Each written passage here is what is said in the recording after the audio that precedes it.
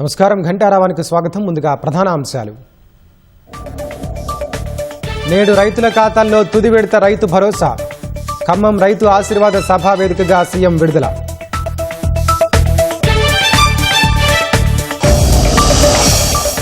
విద్యార్థుల ఖాతాల నుంచే కొత్త ఫీజుల జమ. ప్రభుత్వ హామీతో ప్రైవేటు కళాశాలలకు హైకోర్టు ఆదేశాలు.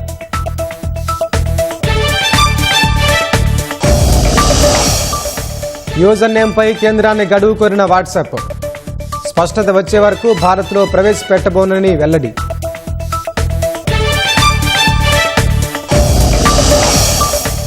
గురుగ్రామ్లో సినీ పక్కీలో భారీ ఎన్కౌంటర్. ఎదురు కాల్పుల్లో 4 గ్యాంగ్స్టర్స్ హతం.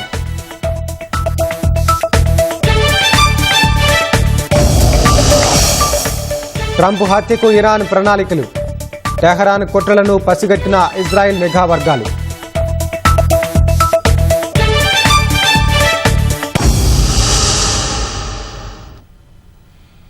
రాష్ట్రంలో వానాకాలం పంటల పెట్టుబడి కోసం ప్రభుత్వం అందిస్తున్న రైతు భరోసా సాయం తుది విడత నేడు ఖాతాల్లో జమ కానుంది.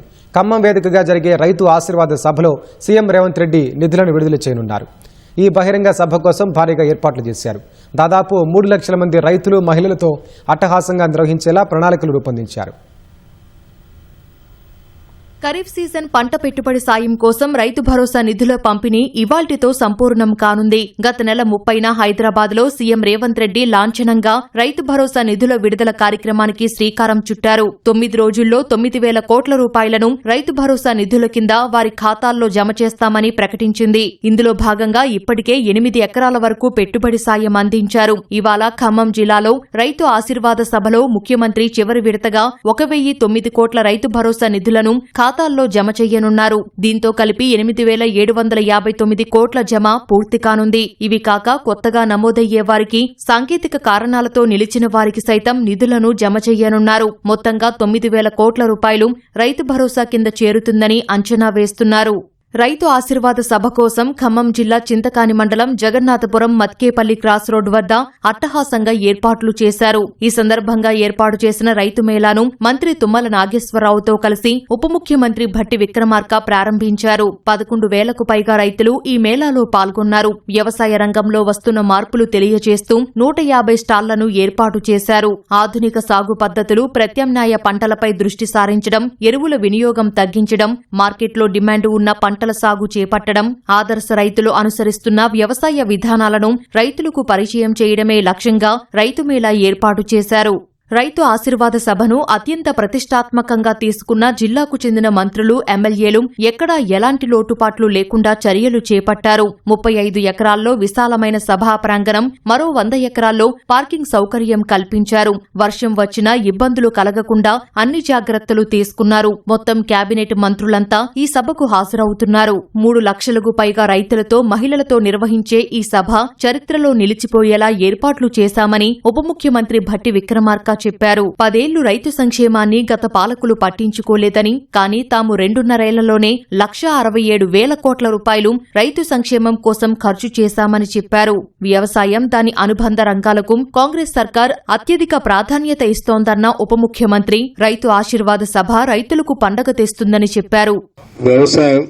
వ్యవసాయ రంగానికి సంబంధించినటువంటి ఇతర అలైడ్ డిపార్ట్మెంట్స్ కి పెద్దపీట వేస్తూ వ్యవసాయం పండుగ కావాలని, రైతాంగ సోదరులు ఈ రాష్ట్ర ఆర్థిక వ్యవస్థకి ప్రధానమైన వెన్నుముకలాగా ఉండాలని, వారికి కావాల్సినటువంటి సహాయ సహకారాలు అన్ని విధాలుగా అందించాలనేది మా ప్రగాఢమైనటువంటి లక్ష్యం. బీఆర్ఎస్ పార్టీ మొత్తం 10 సంవత్సరాలకి 72,000 కోట్లు ఖర్చు పెడితే మేము కేవలం 2.5 సంవత్సరాల్లోనే 35,839 కోట్ల రూపాయలు ఇప్పుడు రిలీజ్ చేశాం. ఇది కేవలం రైతు భరోసాకు సంబంధించి మాత్రమే ఇచ్చే లెక్క. అంటే రాబోయే ఇంకా 2.5 సంవత్సరాల్లో కూడా ప్రతి సీజన్ కి నిధులు రిలీజ్ చేసే కార్యక్రమం కొనసాగుతుంది. జిల్లా నలుమూలల నుంచి రైతులు సభకు తరలివచ్చేలా రవాణా సౌకర్యం కల్పించారు. వాహనాల్లో సభకు తరలివచ్చే వారితో రద్దీ సమస్య ఏర్పడకుండా మండలాల వారీగా పార్కింగ్ సౌకర్యం ఏర్పాటు చేశారు. ముఖ్యమంత్రి రాకను పురస్కరించుకుని పోలీసులు పటిష్ట బందోబస్తు చేశారు. అడిషనల్ డీసీపీలు 4, ఏసీపీలు 12 మందితో సహా 1500 మంది పోలీసులు భద్రతకు కేటాయించారు. ముఖ్యమంత్రి పర్యటన సందర్భంగా ఖమ్మం బోనకల్ మార్గంలో ట్రాఫిక్ ఆంక్షలు విధించారు. రాష్ట్రంలో ఇంజనీరింగ్ కాలేజీల్లో మొదటి సంవత్సరం అడ్మిషన్ తీసుకునే విద్యార్థుల ఖాతాల ద్వారానే ఫీజులు వసూలు చేసుకోవాలని హైకోర్టు ఆదేశాలు జారీ చేసింది. మొదటి విడత కౌన్సిలింగ్ పూర్తయిన వెంటనే జూలై 31లోగా విద్యార్థులు దరఖాస్తు చేసుకుంటే ఆగస్టు 15లోగా వారి ఖాతాల్లో జమ చేస్తామని ప్రభుత్వం హామీ ఇవ్వగా ఆ మేరకు గతంలో ఇచ్చిన మధ్యంతర ఉత్తర్వులను హైకోర్టు సవరించింది. ప్రభుత్వ హామీ మేరకు విద్యార్థుల నుంచి ఫీజు వసూలుకు పట్టుబట్టకుండా అడ్మిషన్లు ఇవ్వాలని ప్రైవేటు కళాశాలలను ఆదేశించింది. ఫీజు మొత్తాలను విద్యార్థులు కాలేజీకి చెల్లించాల్సి ఉందని పేర్కొంది. ఇప్పటికే 2, 3, 4 సంవత్సరం విద్యార్థులకు ఫీజుల చెల్లింపులకు ప్రభుత్వం అంగీకరించింది. ఈ నెల 15లోగా విద్యార్థులు పోర్టల్లో దరఖాస్తు చేసుకోవాలని, అభ్యంతరాలుంటే స్పష్టత తీసుకున్నాక 29లోగా విద్యార్థుల ఖాతాలో జమ చేస్తామని హామీ ఇచ్చింది. ఈ మేరకు హామీని రికార్డు చేసిన హైకోర్టు విచారణను ఆగస్టు 20కి వాయిదా వేసింది. ఫీజు రియంబర్స్మెంట్ బకాయిలు సహా ప్రస్తుత విద్యా సంవత్సరంలో ఫీజుల వసూలుకు ప్రభుత్వం జారీ చేసిన జీవోలను సవాల్ చేస్తూ పలు కాలేజీలు పిటిషన్లు దాఖలు చేశాయి. విద్యార్థుల నుంచి ఫీజు వసూలు చేసుకోవాలన్న మధ్యంతర ఉత్తర్వులను సవరించాలంటూ ప్రభుత్వం పిటిషన్ దాఖలు చేసింది. వీటిపై సుదీర్ఘ విచారణ చేపట్టిన హైకోర్టు తాజాగా ఉత్తర్వులు వెలువరించింది. సాంకేతిక రంగం కొత్త పంతులు తొక్కుతున్న వేళ ఇప్పుడు వ్యవసాయ రంగం సైతం అదే మార్గాన్ని అనుసరిస్తోంది. ఇప్పటికే విభిన్న పద్ధతుల్లో వ్యవసాయం చేస్తున్న అన్నదాతలకు మరో సువర్ణ అవకాశం తోడైంది. రైతులకు శ్రమ తగ్గించేందుకు జయశంకర్ వర్సిటీ ముందుకొచ్చి కర్షకుల్లో చైతన్యం కల్పిస్తున్నారు. సంగారెడ్డి జిల్లా న్యాల్కల్ మండలం గంగ్వార్లో డిజిటల్ వ్యవసాయంపై వర్సిటీ అధికారులు క్షేత్రస్థాయిలో అవగాహన కల్పించారు. సంగారెడ్డి జిల్లా న్యాల్కల్ మండలం గంగ్వార్లో ఎస్బీఐ అరిసా ఫౌండేషన్ సహకారంతో కూలీల కొరతను అధిగమించి అన్నదాతకు పెట్టుబడి భారాన్ని తగ్గించే దిశగా వ్యవసాయంలో ఏఐ, రోబోటిక్స్, డిజిటల్ వ్యవసాయ కార్యక్రమాన్ని ప్రారంభించారు. అన్నదాతలకు డిజిటల్ వ్యవసాయంపై అవగాహన కల్పించేందుకు వ్యవసాయ వర్సిటీ అధికారులు ప్రయోగాత్మక ప్రదర్శన నిర్వహించారు. రోబోటిక్ నాగళ్లు, డ్రోన్ స్ప్రేయర్లు, ఆటోమేటిక్ వెదర్ స్టేషన్ పనితీరుపై రైతులకు వివరించారు.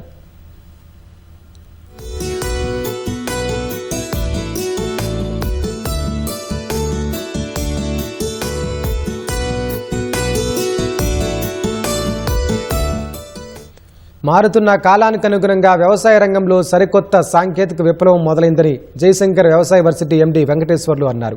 గంగ్వార గ్రామాన్ని డిజిటల్ వ్యవసాయ గ్రామంగా తీర్చిదిద్దుతున్నట్లు వెల్లడించారు. ఒకప్పుడు నాగలి పట్టిన చేతులే ఇప్పుడు డ్రోన్లు, సెన్సార్లు, స్వయం నియంత్రిత రోబోలను వినియోగించి సాగులో అద్భుతాలు సృష్టించే దిశగా ముందుకు సాగాలని పిలుపునిచ్చారు. ఆధునిక విధానాలు పెట్టుబడిని తగ్గిస్తాయని ఆయన స్పష్టం చేశారు. నిజంగా ఎంత గర్వపడాల్సిన విషయం అంటే మాకు కానీ, మా విశ్వవిద్యాలయం కానీ, ప్రొఫెసర్ జయశంకర్ విశ్వవిద్యాలయం దేశంలోనే మొదటిసారిగా centre for digital agriculture and technology పెట్టుకుంది. అంటే ఎక్కడ లేదు. డిజిటల్ అగ్రికల్చర్ పేరు మీద ఒక సెంటర్ ఫస్ట్ టైం పెట్టుకుంది ప్రపంచం మన దేశంలో. అయితే దానికి ఇంకొక ముందడుగు ఏం వేస్తున్నామంటే ఒక digital village, digital farming village ని దత్తత తీసుకుంటున్నాం మనం ఈరోజు ఈ గ్రామం మనకి డిజిటల్ వ్యవసాయ రంగంలో ముందుకెళ్ళాలి. అప్పుడు ఒక ప్రశ్న అందరికి ఉంటుంది, మీ అందరికి, మీకు ఏం చేయాలి? ఈ డిజిటల్ వ్యవసాయం మీకు ఏ రకంగా లాభం వస్తుంది? మీకు అందరికీ ఒక స్మార్ట్ ఫోన్ లో ఒక యాప్ డెవలప్ చేస్తే, ఆ యాప్ మీరు వినియోగించుకుంటే యాప్ తోటి నీటి సమస్య ఉండదు, నీటి గురించి మీరు మేనేజ్ చేసుకోవచ్చు. పంటలో ఏమైనా పురుగు వచ్చినా వెంటనే మీకు యాప్ లో కనపడుతుంది. అదొక మీకు అనుభవం ఉంటుంది. ఉమ్మడి పాలమూరు జిల్లా వ్యాప్తంగా సర్వర్ సమస్యలతో భూముల రిజిస్ట్రేషన్లకు ఇబ్బందులు తప్పడం లేదు. భూభారతి పోర్టల్లో సాంకేతిక సమస్యల కారణంగా 4-5 రోజులుగా స్లాట్ బుక్ చేసుకున్న వారు కార్యాలయాలకు వచ్చి పడిగాపులు కాస్తున్నారు. రోజు వచ్చి వెళ్లేందుకు ఖర్చుల భారంతో పాటు ఇతర పనులు చేసుకోలేకపోతున్నామని ఆవేదన వ్యక్తం చేస్తున్నారు. ఉమ్మడి మహబూబ్ నగర్ జిల్లాలో భూ రిజిస్ట్రేషన్లు సక్రమంగా సాగడం లేదు. భూభారతి పోర్టల్లో సర్వర్ సమస్యలతో రిజిస్ట్రేషన్లకు ఇబ్బందులు తలెత్తినట్లు తెలుస్తోంది. రోజు ఉదయం 9 గంటల్లోపు మళ్లీ సాయంత్రం 5:30 తర్వాత సర్వర్ పనిచేస్తున్నట్లు తెలుస్తోంది. అయితే ఆయా సమయాల్లో అధికారులు అందుబాటులో లేకపోవడంతో రిజిస్ట్రేషన్లు ముందుకు సాగట్లేదు. కీలకమైన కార్యాలయ వేళల్లో సర్వర్ మొరాయించడంతో క్రయ విక్రయదారులు ఇబ్బందులు పడుతున్నారు. వారం రోజుల కిందట స్లాట్ బుక్ చేసుకుని నగదు చెల్లించినప్పటికీ రిజిస్ట్రేషన్ ప్రక్రియ పూర్తి కావట్లేదని కొందరు రైతులు ఆందోళన వ్యక్తం చేస్తున్నారు. ఒక్కో రిజిస్ట్రేషన్ కోసం భూ యజమానితో పాటు కొనుగోలుదారులు, సాక్షులు ఇలా 4-5 మించి కార్యాలయాలకు వస్తుండటంతో అదనంగా ఖర్చు అవుతోందని వాపోతున్నారు. వ్యవసాయ పనులు మానుకొని రోజు కార్యాలయాల చుట్టూ తిరగలేక అవస్థలు పడుతున్నామని ఆవేదన వ్యక్తం చేస్తున్నారు. స్లాట్ బుక్ చేసి ఈడికి ఒక వారం పైన అయింది. ఇప్పుడు కృష్ణ ఆఫీస్కి పొద్దున రావాలా, సాయంత్రం దాకా కూర్చుని పోవాలి. ఏదున్నా సాయంత్రం దాకా కూర్చోబెడతారు. సాయంత్రం సర్వర్ డౌన్ అయిందని చెప్తున్నారు. చాలా ఇబ్బంది అవుతుంది దీని నుంచి. ఎందుకంటే ఎక్కడి నుంచో హైదరాబాద్ నుంచో ఇక్కడ బెంగళూరు నుంచి పని కోసం పిలిపించింటాము. దానికోసం సర్వర్ నుంచి చాలా ఇబ్బంది అవుతుంది మనకి. లేకుంటే రాదని ఖచ్చితంగానే చెప్తే వీటికి ఆఫీస్కి రాము. వస్తుందని సైడ్ చెప్తారు కానీ వీడు వచ్చిన తర్వాత సర్వర్ ప్రాబ్లం ఉంది అని ఏమన్నారు కానీ తర్వాత మధ్యాహ్నం తర్వాత సర్వర్ రావట్లేదు, ఏం రావట్లేదు అని వెనక్కి పంపిస్తారు. దానికి ఒక 10 మంది మన అందరు వచ్చింటాం. రిజిస్ట్రేషన్ పని ఇడిచి రావాలంటే కష్టమవుతుంది కదా సార్. 10 సేన్ల పని చేసి ఇడిచి వచ్చి ఆఫీస్ ముంగలు కూర్చోాలంటే మాకు ఇబ్బంది, బాధాకరం పనే కదా. అక్కడ సేన్లోనే పని అవుతుంది కానీ అది అయితే లేదు, ఇది అయితే అంటే 2 వేస్ట్ పని అవుతుంది కదా మనకి. స్పాట్ బుక్ చేసి చాలా రోజులయ్యా, 3 రోజులే వచ్చిపోతున్నాం. ఎంఆర్ గారు ఏమంటున్నారంటే సర్వేర్ లేదు, రాష్ట్ర వ్యాప్తంగా ఇట్లనే ఉంది సర్వే. మళ్ళీ అందుకే ఇంత ఇబ్బంది ఉంది, చాలా ఇబ్బంది అవుతుంది ఈ సర్వే కోసం. ఇది చెప్పుకుంటే పోతున్నారు అందరు, వచ్చిపోతున్నాము. పని అంతే వదిలిపెట్టే వస్తున్నాము. సేన్ల పని ఉంది, బెంగళూరులో వచ్చిండు మా కాక అయితే 4 రోజులు ఈయనే కూర్చున్నాడు. మేము 2 రోజులైంది స్లాట్ బుక్ చేసి. ఇది సర్వర్ ప్రాబ్లం వల్ల రిజిస్ట్రేషన్స్ అవ్వట్లేదు. ఎప్పుడు పనిచేస్తుందో ఎప్పుడు అయిపోతుందో తెలియని పరిస్థితి. మేము ఈ ఆఫీసుల చుట్టూ తిరిగే బదులు ఈ రోజు నుంచి ఇంతవరకు మేము రిజిస్ట్రేషన్స్ ఆపేస్తాము, మళ్ళీ ఈ రోజు నుంచి స్టార్ట్ చేస్తామని చెప్తే బాగా మాకు ఇబ్బంది, చాలా ఇబ్బంది అవుతుంది. ఉమ్మడి పాలమూరు జిల్లాలో సుమారు 3,000కు పైగా భూ క్రయ విక్రయ దరఖాస్తులు పెండింగ్ లో ఉన్నట్లు రెవెన్యూ అధికారులు వెల్లడించారు. జిల్లాలో సగటున ఒక్కో తహసీల్దార్ కార్యాలయానికి రోజుకు 4-5 డాక్యుమెంట్లు రిజిస్ట్రేషన్ కోసం వస్తున్నాయని చెబుతున్నారు. అయితే భూభారతి పోర్టల్లో సాంకేతిక సమస్యల కారణంగా రిజిస్ట్రేషన్లు సక్రమంగా సాగట్లేదని అధికారులు చెబుతున్నారు. సమస్యను ఉన్నతాధికారుల దృష్టికి తీసుకెళ్లినట్లు వివరించారు. వీటికి 4 రోజులు అవుతుంది సార్. రిజిస్ట్రేషన్స్ మొత్తం సర్వర్ డౌన్ అయ్యి కావడం లేదు సార్. ప్రతిరోజు మినిమంగా 5 నుండి 6 వరకు వస్తాయి సార్. ఇప్పటికి సోమవారం నుంచి సర్వర్ డౌన్ అయ్యి ఏమి కావడం లేదు సార్. ఇప్పటి వరకు మనతోటి 35 నుంచి 40 వరకు పెండింగ్లే ఉన్నాయి సార్. ఇక మనం జిల్లా ఆఫీస్, ఏడీఎం ఆఫీస్ గిట్ట వాళ్ళకి ఇన్ఫార్మ్ చేసాం సార్. ఈ స్టేట్ మొత్తంలో ఈ సర్వర్ ప్రాబ్లం వలన కావడం లేదంటే చెప్పారు సార్. భూభారతి సర్వర్ను సరిదిద్ది రిజిస్ట్రేషన్ల ప్రక్రియ సక్రమంగా జరిగేలా చూడాలని రైతులు కోరుతున్నారు. అయితే ఇటీవల భూభారతి పోర్టల్లో కొందరు ఆపరేటర్లు ఇతరులకు అక్రమంగా పట్టాలు చేసినటువంటి ఉదాంతాలు బయటపడడంతో అధికారులు సైట్ను అప్డేట్ చేస్తున్నట్లు సమాచారం. హైదరాబాద్ రాందేవ్గూడ ప్రధాన రహదారిపై నరికి పడేసిన చెట్ల కొమ్మలు తొలగించకపోవడంపై స్థానికులు ఆగ్రహం వ్యక్తం చేస్తున్నారు. ఇటీవల చెట్ల కొమ్మలు నరికి రోడ్డు పక్కనే వదిలేయడంతో ప్రయాణానికి ఆటంకం ఏర్పడుతోంది. దీంతో ప్రమాదాలు జరిగే అవకాశం ఉందని వాహనదారులు మండిపడ్డారు. ముఖ్యంగా రాత్రి వేళల్లో కొమ్మలు స్పష్టంగా కనిపించకపోవడంతో ద్విచక్ర వాహనదారులు ప్రమాదాలకు గురయ్యే అవకాశం ఉందని స్థానికులు ఆందోళన వ్యక్తం చేస్తున్నారు.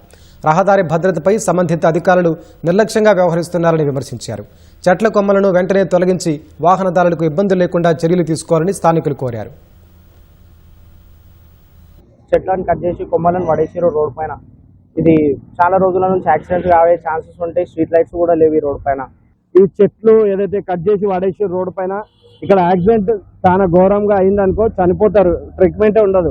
అలాంటి పరిస్థితి. త్వరలో ఈ అధికారులకి ఈ చెట్లు, ఈ కొమ్మలు ఏదైతే నరికేశారో ఇమీడియట్లీ తీయాలని కోరుకుంటున్నాను. హైదరాబాద్ ఎల్బీ నగర్ ఎస్వీఎల్ అరేనాలో యూత్ కాంగ్రెస్ ఆధ్వర్యంలో నిర్వహించిన చాత్రోన్ కా గూంజ్ స్టూడెంట్ ఇంటరాక్షన్ కార్యక్రమంలో మంత్రి పొన్నం ప్రభాకర్ పాల్గొన్నారు.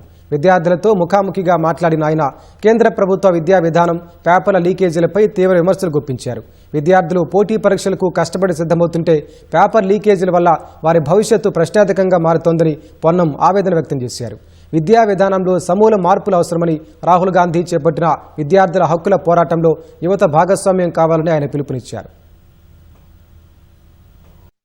విద్యార్థి బలం అనేటువంటిది ఎంతటి శక్తినైనా, ఎంతటి అంశాన్నైనా మనం ఎదుర్కోగలుగుతాం, సాధించగలుగుతాం. కాబట్టి భారతదేశ భవిష్యత్తు నిర్మాణానికి నిర్మించుకోవడానికి సంబంధించి కేంద్ర ప్రభుత్వము నరేంద్ర మోడీ అమిత్ షాల నాయకత్వంలో జరుగుతున్నటువంటి పేపర్ల లీకేజ్ కానీ మరి అవినీతి కానీ రాజ్యాంగానికి సంబంధించిన జరుగుతున్నటువంటి పరిణామాలను అన్నింటినో గమనిస్తా ఉన్నాం. అందుకే ఈ రోజు మనమంతా ఐక్యంగా రాహుల్ గాంధీ గారు చేపట్టినటువంటి జాతరకి గూంజ్ ప్రోగ్రామ్ లో మన భాగస్వాములు అవుతూ రాహుల్ గాంధీ నాయకత్వాన్ని బలపరుతూ అటు రాజ్యాంగాన్ని కాపాడుతూ ఇటు ప్రజాస్వామ్యాన్ని కాపాడుతూ భవిష్యత్తు భారత నిర్మాణానికి సంబంధించి మనం భాగస్వాములు కావాలని కోరుతా ఉన్నాం. అది ఎడారిలో నిర్మానుష్యమైన ప్రాంతం. గొర్రెల కాపరిగా అతను ఒక్కడే ఒంటరిగా ఉంటున్నాడు. సౌదీ దేశంలో బిక్కుబిక్కుమంటూ గడుపుతున్న ఆ యువకుడు బతికించాలని వేడుకుంటున్నాడు.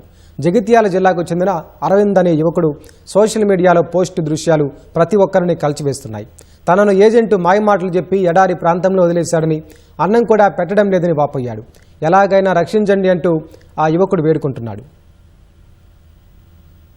నన్ను ఎడారిలో వారేసిరన్న సౌదీ అని చెప్పి ఇస్తర వర్క్ అని చెప్పి ఎడారిలో వారేసిరన్న, కొద్దిగా నా బాధ అర్థం చేసుకోరన్న ప్లీజ్ అన్న. అన్నం కూడా సరిగ్గా పెడతలేదన్న, చిన్న రూమ్ ఇచ్చారు, దీనిలో కరెంటు కూడా లేదన్న, ప్లీజ్ అన్న కొద్దిగా నా బాధ అర్థం చేసుకోరు అన్న. ఘోరంగా ఉన్నదన్న పరిస్థితి, నా పరిస్థితి.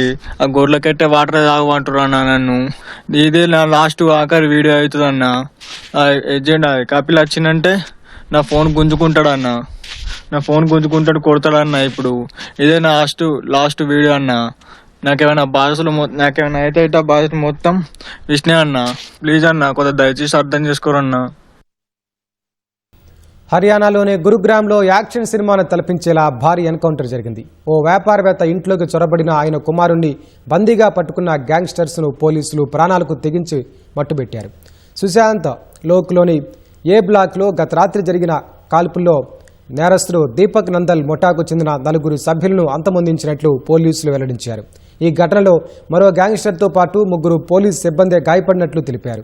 కారులో ఆయుధాలతో కొందరు దుండగులు అనుమానాస్పదంగా సంచరిస్తున్నట్లు పోలీసులకు సమాచారం అందింది. సుశాంత్ లోక్లోని వ్యాపారవేత్త ఇంటికెళ్లిన నిందితులు ఆయన ఇంటిపై కాల్పులు జరిపారు. లోపలికి ప్రవేశించి అతని కుమారుణ్ణి గ్యాంగ్స్టర్స్ బందీగా తీసుకున్నారు. వెంటనే అప్రమత్తమైన పోలీసులు దుండగులను చుట్టుముట్టారు. ఈ క్రమంలో ఇరు వర్గాల మధ్య భీకర ఎదురుకాల్పులు జరిగాయి. ఈ ఎన్కౌంటర్లో 4 నిందితులను హతమార్చి వ్యాపారవేత్త కుటుంబాన్ని పోలీసులు సురక్షితంగా రక్షించారు.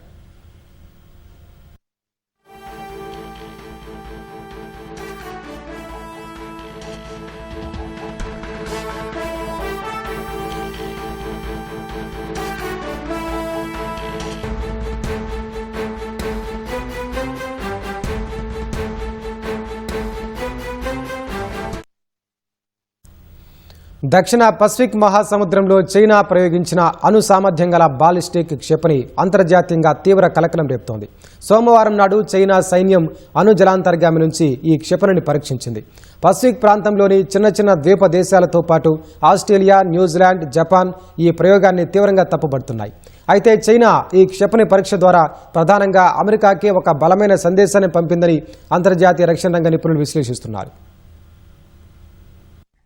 పసిఫిక్ మహాసముద్రంలో చైనా అణుజలాంతర్గామి సోమవారం ఒక దీర్ఘశ్రేణి ఖండాంతర క్షిపణిని విజయవంతంగా పరీక్షించింది. ఈ బాలిస్టిక్ క్షిపణి ప్రయోగం వెనుక పెద్ద వ్యూహమే ఉందని రక్షణ నిపుణులు చెబుతున్నారు. చైనాకు భూమి, ఆకాశం, సముద్ర మార్గాల ద్వారా అణ్వాయుధాలను ప్రయోగించగల పూర్తిస్థాయి న్యూక్లియర్ ట్రయాడ్ సామర్థ్యం ఉందని నిరూపించడమే దీని ముఖ్య ఉద్దేశం. అంతేకాదు, శత్రుదేశాలు మొదట తమపై దాడి చేసినా సముద్ర గర్భం నుంచి తిరిగి అంతే బలంగా దెబ్బ కొట్టగల సెకండ్ స్ట్రైక్ సామర్థ్యం తమకు ఉందని చైనా ఈ ప్రయోగం ద్వారా అమెరికాకు స్పష్టం చేసింది. గత 5 ఏళ్లలో అమెరికా కంటే వేగంగా చైనా అణుజలాంతర్గాములను నిర్మిస్తూ ఉండడం గమనార్హం. ఈ ప్రయోగంలో వాడింది JL-2 క్షిపణి అని కొందరు అంటుండగా, అమెరికాలోని తూర్పు తీరాన్ని కూడా తాకగల అత్యంత సుదూర పరిధి గల JL-3 క్షిపణి అయి ఉంటుందని చైనా అధికారిక మీడియా పేర్కొంది. అది 8000 కిలోమీటర్ల కంటే ఎక్కువ దూరంలోని శత్రు లక్ష్యాలపై దాడి చేయగలదు. ఈ క్షిపణి చైనా తీరాల నుంచి బయలుదేరి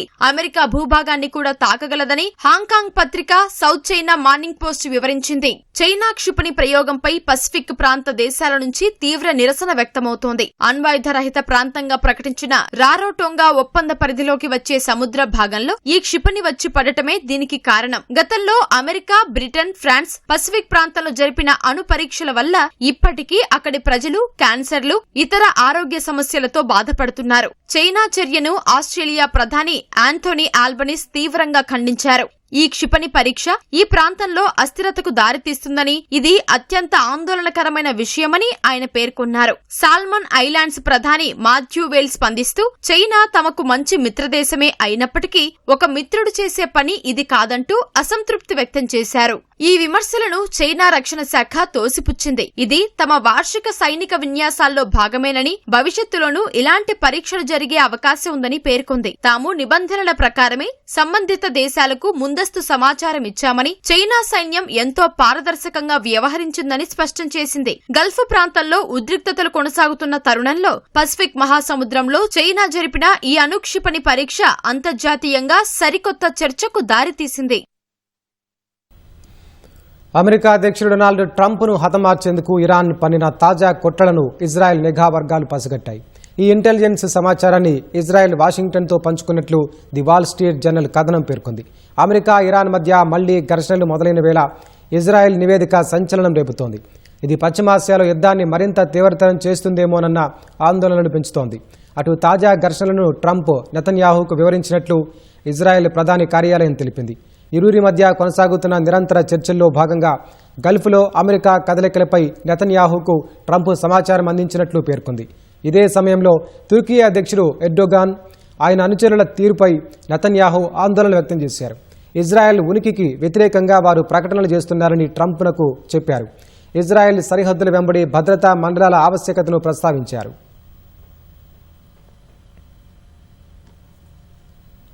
జట్టులోని ప్లేయర్లందరూ అన్ని విభాగాల్లో రాణించడంతో ఫైనల్ చేరగలిగామని ఖమ్మం ఏసెస్ జట్టు కెప్టెన్ సివి మిలింద్ అన్నారు. హైదరాబాద్ లాంటి బలమైన జట్టును కట్టడి చేసేందుకు పక్కా ప్రణాళికతో ముందుకెళ్లినట్లు తెలిపారు. ఫైనల్లోనూ ఇదే జోష్తో ముందుకెళ్తామని చెబుతున్న ఖమ్మం ఏసెస్ ప్లేయర్లు మిలింద్, సహేంద్ర మల్లుతో మా ప్రతినిధి నాగార్జున ముఖాముఖి. T20 లీగ్లో ఖమ్మం ఏసెస్ ఫైనల్ చేరుకుంది. ప్రస్తుతం విన్నింగ్ కెప్టెన్ సివి మిలింద్ మనతో పడుతున్నారు. High, congratulations Milind. Thank you. ఇంకా అన్బీటెన్గా ఉన్నటువంటి హైదరాబాద్ ఈ ఛాంపియన్స్ని ఈ టైంలో క్వాలిఫైర్ 1లో కట్టడి చేయడానికి ఎలాంటి ప్లాన్స్తో ముందుకు? మా స్ట్రెంగ్స్ మీద మేము ఫోకస్ చేస్తాం. అంటే మంచి బౌలింగ్ ఏరియాస్లో వేయడం, కొంచెం బ్యాట్స్మెన్కి టఫ్ ఉండేలాగా వేయడం, అండ్ ఫీల్డింగ్ క్యాచెస్ తీసుకోవడం, అండ్ బ్యాటింగ్ కూడా అకార్డింగ్ టు సిచ్యువేషన్ అడాప్ట్ అయ్యి ఆ మూమెంట్లో బ్యాట్స్మెన్కి ఫ్రీడమ్ ఎలా ఎక్స్ప్రెస్ చేయాలో అని అదే మా సింపుల్ ప్లాన్ ఉంది అంతే. ఈరోజు ఆల్రౌండ్ షో కనిపించింది. ఫీల్డింగ్లో కావచ్చు, అటు బౌలింగ్లో కావచ్చు, బ్యాటింగ్లో కావచ్చు, and Nikhil Jaiswal and Sahendra Mallu and you. Yeah all round show డెఫినెట్గా ఐ వుడ్ సే మ్యాచ్ అటు ఇటు అయింది బాగా, బట్ ఐఎమ్ హ్యాపీ విత్ మేము బ్యాటింగ్ ఎలా చేసాం, చాలా happy. And especially Mikil, Paras, JSK వీళ్ళందరూ చాలా మంచిగా ఆడారు. అండ్ బౌలింగ్ కూడా మల్లు, వేద్ అందరూ బేసిక్గా అందరు బాగా చేశారు. ఫీల్డింగ్ ఐ వుడ్ సే కొంచెం మేము క్యాచెస్ వదిలేము, సో అక్కడ కొంచెం మేము ఇంప్రూవ్ అవ్వాలనుకుంటున్నాం. టాస్ ఓడిపోయి మొదటి బ్యాటింగ్ చేసిన తర్వాత 200 టార్గెట్, 201 లక్ష్యం వాళ్ళకి ఇచ్చారు. సో ఇది సరిపోతుంది అనుకున్నారా? అప్పుడు ఏం ఆలోచించారు మీరు బౌలింగ్ దిగేట? వికెట్ చూస్తుంటే later stage of tournament, so కొంచెం స్లో ఉంది వికెట్. సో మేమైతే బ్యాటింగే చేయాలనుకున్నాం. డెఫినెట్గా 200 అండ్ మైండ్లో ఉండే. సో లక్కీలీ మికిల్ నాక్ వల్ల మాకు 200 రీచ్ అయ్యాం మేము. 12th రోజు ఫైనల్ కోసం ఎలాంటి ప్రిపరేషన్స్ ముందుకెళ్తున్నారు? సేమ్ ప్రాసెస్, కొంచెం ఫీల్డింగ్ ఇంకా బెటర్ చేద్దాం అని I think. Just lessons and all the best. Thank you. Hyderabad ఈ ఛాంపియన్ సంబంధించి క్రూషియల్ వికెట్ తీసినటువంటి సహేంద్ర మల్లు మనతో పాటున్నారు. Hi, congratulations to you first. Thank you so much. ఎలా అనిపిస్తుంది ఈవెన్ ఫస్ట్ టీమ్ ఫైనల్ చేయడం? చాలా బాగుంది, చాలా సంతోషంగా ఉంది. అందరు teammates efforts, coaches efforts, owners efforts అందరం కలిసి హార్డ్ వర్క్ చేసి ఇక్కడికి ఫైనల్స్కి వచ్చినాం. Last one more step to the trophy. Next టీమ్ని హైదరాబాద్ ఈ ఛాంపియన్స్ కట్టడి చేయడానికి ఎలాంటి ప్లాన్స్తో ముందుకు వెళ్ళారు? మేము క్లియర్ ప్లాన్స్ అండ్ ఎగ్జిక్యూషన్స్ చేసుకున్నాము. మా బౌలింగ్ యూనిట్ మీద మాకు చాలా నమ్మకం ఉంది. దీనికంటే ముందు 3-4 మ్యాచ్లు అన్నీ మేము ఫస్ట్ బ్యాటింగ్ చేసి డిఫెండ్ చేసినాం. So as a bowling unit మాకు చాలా మా మీద నమ్మకం ఉంది. మా కెప్టెన్ కూడా మాకు చాలా సపోర్ట్ ఇస్తాడు as a bowler. And also senior players like Prateek, Mikil అన్న, Hima also is not here, but వాళ్ళందరూ కలిసి మమ్మల్ని చాలా సపోర్ట్ ఇస్తారు. Coaching staff also. CV Milind captain ఏ విధంగా నడిపించారు మేము? చాలా మొత్తం ఒక ప్లేయర్ మీద ఆయన మొత్తం ట్రస్ట్, బిలీఫ్ పెట్టేస్తాడు. ఆయన one of the best leaders I played under. ఇచ్చినటువంటి క్రూషియల్ వికెట్స్ హైదరాబాద్ ఈ ఛాంపియన్స్ ఎంత కీలకం అవి మీరు తీసినవి? అన్ని వికెట్స్ చాలా ఇంపార్టెంట్. వాళ్ళు అన్ని ఆల్ బ్యాట్స్మెన్ స్టిల్ లాస్ట్ వరకు వాళ్ళకి బ్యాటింగ్ ఉంది. So every wicket is important, ఒక పర్టికులర్ బ్యాట్స్మెన్ కాదు. నెక్స్ట్ ఫైనల్ మ్యాచ్కి ఎలా ప్రిపేర్ అవుతున్నారు, దెన్ ఏ విధంగా ముందుకెళ్తాం? అట్లా మేము చాలా పర్టికులర్గా ప్లాన్స్ చేసుకొని టీమ్స్ కోసం ఎట్లా ఎక్కడ ఏ బౌలర్ ఎక్కడ ఎగ్జిక్యూట్ చేయాలో, ఎక్కడ వేయాలి, ఎట్లా కంటైన్ చేయాలి, బ్యాట్స్మెన్స్ ఎట్లా వేయాలి, అవన్నీ ప్లాన్ చేసుకొని ముందుకెళ్తాం ఫైనల్స్. సో అది సహేంద్ర మల్లు చెప్తున్నది. సో హైదరాబాద్ ఈ ఛాంపియన్స్కి సంబంధించినటువంటి దాంట్లో పూర్తిగా స్టడీ చేసి ఈరోజు ఒక పక్కా ప్రణాళికతో ముందుకు వెళ్ళామని ఖమ్మం ఏసెస్ టీమ్ జట్టు ప్లేయర్ సహేంద్ర మల్లు చెప్తున్నారు. కెమెరామెన్ రమణమేష్తో నాగార్జున, ఈటీవీ న్యూస్, హైదరాబాద్.